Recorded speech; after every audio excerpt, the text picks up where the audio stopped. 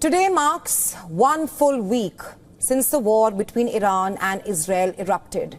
7 days of relentless missile strikes, rising casualties and mounting diplomatic tension.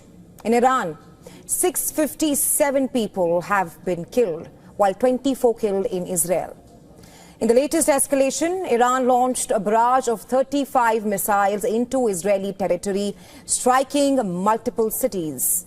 In the northern port city of Haifa, 2 people were seriously injured as explosions rocked a residential area in the city's main port. Thick black smoke was seen billowing into the sky, casting a grim shadow over the urban skyline there in Israel. Israel's military said 25 fighter jets carried out targeted airstrikes early Friday as well, hitting missile storage facilities and launch infrastructure in western Iran. Hypersonic missiles sliced through the atmosphere at blistering speed, followed by the thunderous roar of next-generation ballistic missiles. Each barrage more devastating than the last. Israel's famed missile defenses are buckling, arrow interceptors running dangerously low, and the Iron Dome is stretched to the breaking point.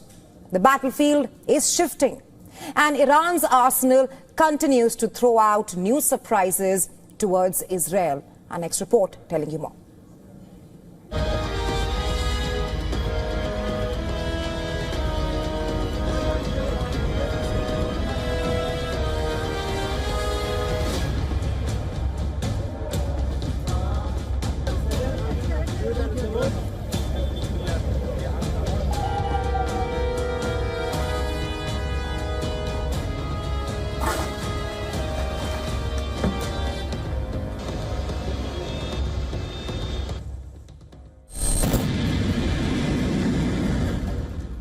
Missile trails scorch the sky as Iran unleashes wave after wave of advanced firepower, bleeding Israel in a relentless campaign of attrition.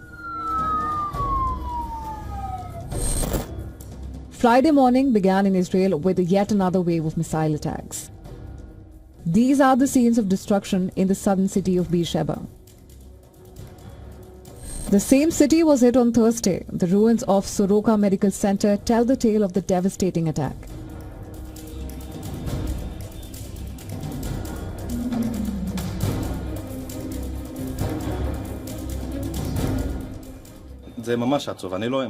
It's so sad. I never thought something like this could happen. Never. It's only medical professionals here and patients.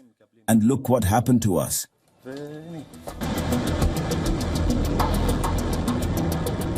Hypersonic missiles, which are extremely difficult to intercept, slam into Israeli military installations and critical infrastructure, leaving smoldering craters and shattered command centers.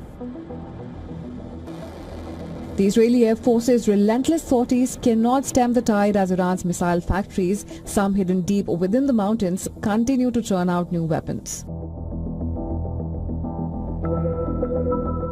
The Islamic Republic is continuing to launch ballistic missile attacks at Israel, 11 rounds of which since the fighting started. And Iran is largely engaging in what we call a counter-value operation, meaning they're targeting civilian population centers largely in a bid to erode the will of the Israelis to fight.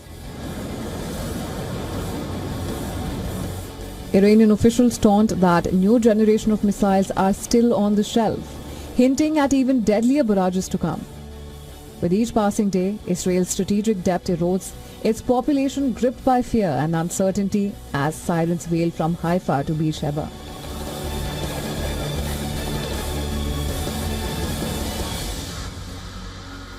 It started before 1 week. It's very scared, and I feel very, very bad right now. I hope it's finished right now. It's a dream. I think it's finished a long time, like 1 month or 2 months, something like that.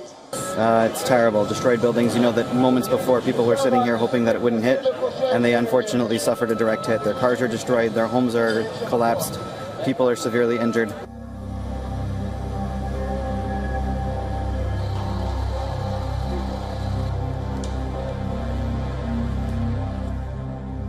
Iran's tactics are bleeding Israel dry. The Arrow system, Israel's last line of defense against long-range ballistic threats, is running perilously low on interceptors.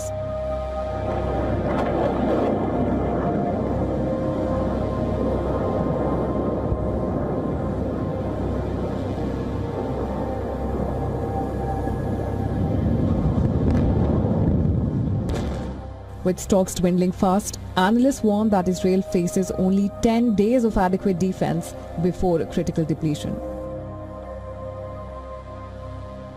For its part, Israel still controls the skies, executing deep strikes on Iran's nuclear and missile infrastructure. But even successful hits don't blunt Iran's escalating threat. Bureau Report, WION World is One.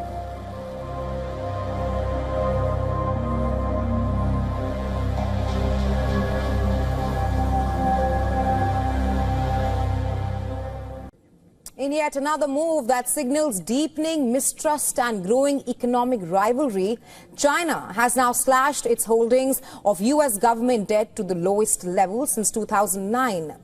According to the U.S. Treasury Department, Beijing held $757 billion worth of U.S. treasuries in April 2025, and that's a decline of $8.2 billion from the previous month. China is now the third largest foreign holder of U.S. treasuries, having been overtaken by Japan and the United Kingdom. Now, this ongoing sell-off began during Donald Trump's first term, and it appears to only be accelerating under the renewed trade war between the world's two largest economies. Though a temporary pause eased some tariffs, the damage was already done. Experts say that the threat of financial confrontation now looms large.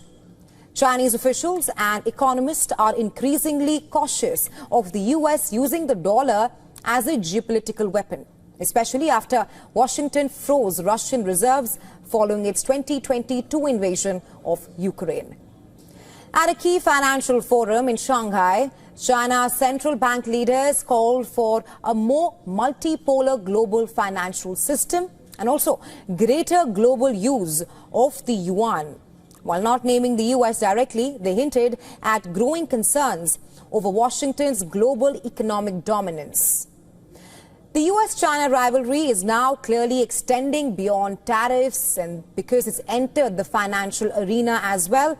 And this, as Beijing steps back from U.S. debt, the global economic order could be entering a new, perhaps more uncertain phase. One where trust in American financial instruments is no longer taken for granted. Let's just listen in to what the Israeli Prime Minister Benjamin Netanyahu spoke at the Weizmann Institute in Havoc just a short while back. Medical research smashed by this rocket from this evil regime, by this missile with a ton of payload to destroy human progress. That's what this regime is about.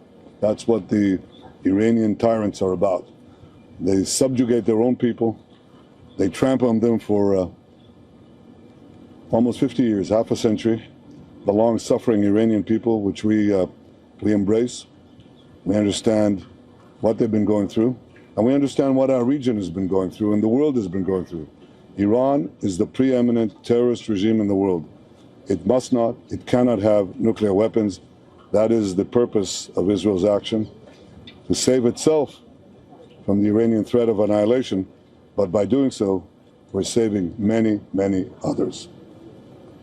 End of speech. Questions? No? Thank you. You have something to say to Trump? Yes, I think he's a great leader, and I thank him for assisting in Israel's defense. You want me to put in English, please? רגע, שנייה, בוא נסיים רגע עם האנגלית. רויטרס, would you like a question? Reuters? No. Okay. But this is the difference between us and them. They target civilians. We do everything to avoid civilian casualties. We ask them to leave the neighborhoods where there are embedded regime targets, nuclear targets, military targets.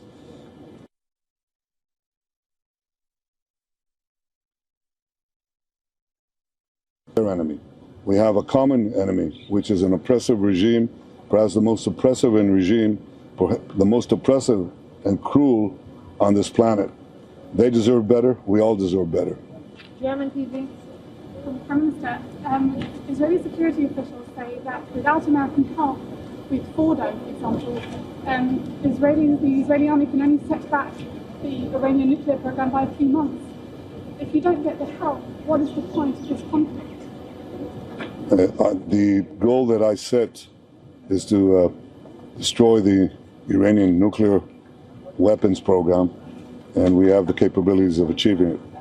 The United States makes its own decisions. President Trump is a great leader for the world, a great friend of Israel, and a great leader for...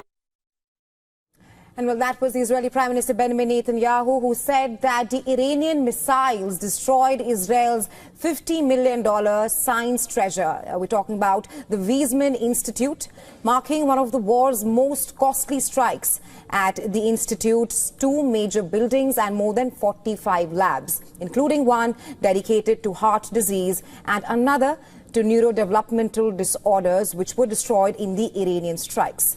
Along with years of critical research and samples, while the institute represents Israeli scientific progress, experts believe Iran targeted it in retaliation for previous Israeli actions against Iranian scientists. The Israeli Prime Minister further asserted that Israel's sole goal is to eliminate Iran's nuclear programs.